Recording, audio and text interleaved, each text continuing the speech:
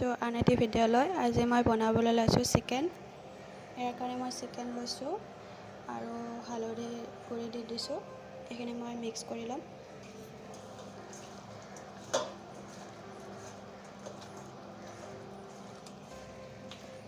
নিমখ আৰু হালধি গুড়ি দি কেনে মিক্স কৰি লৈছোঁ। এতিয়া মই ফ্ৰাই কৰিম। তেল দিছোঁ, গৰম হ'ব, গৰম হৈছে।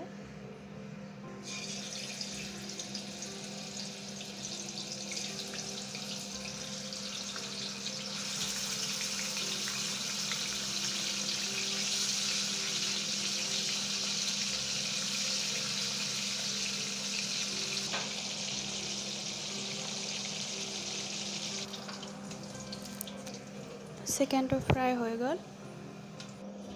ইয়াৰ কাৰণে মই লৈছোঁ এইটো পিঁয়াজৰ পেষ্ট বনাই লৈছোঁ। এটা ডাঙৰ পিঁয়াজ লৈছোঁ, আদা নহৰু পেষ্ট আৰু চিকেন মছলা, ৰেড চিলি পাউডাৰ আৰু জিৰা ধনিয়া পাউডাৰ আৰু অকণমান নিমখ লৈছোঁ। মই ফ্ৰাই কৰাতে নিমখ দিছিলোঁ, সেইকাৰণে অকণমান লৈছোঁ।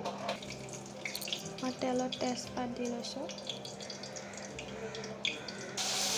পিঁয়াজৰ পেষ্টটো দি দিছোঁ।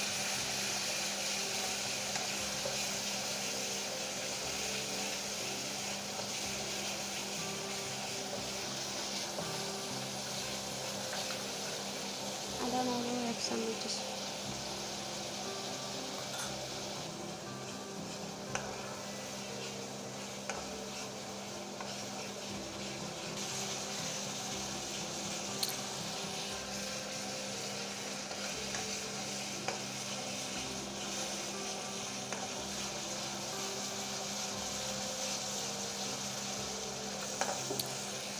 এতিয়া মই ইয়াতে মছলাখিনি দি দিছোঁ।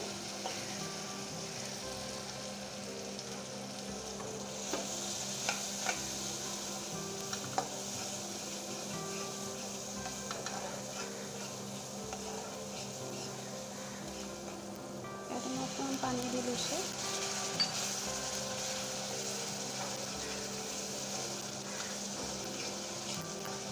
এতিয়া মই চিকেনখিনি দি দিছোঁ।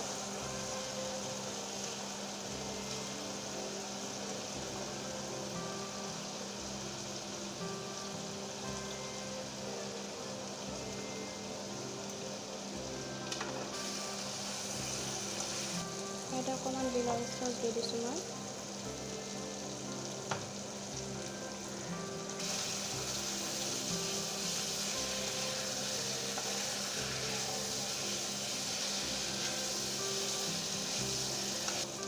এতিয়া মই ইয়াতে অকণমান গাখীৰ দি দিম।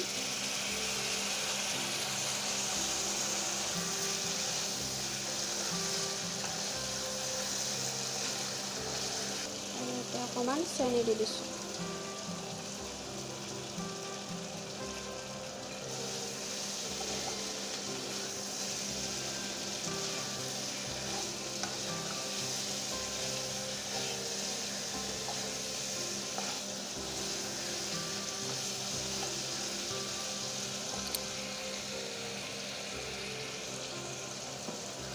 অকণমান পানী দি দিছোঁ, ইয়াৰ পিছত হৈ যাব।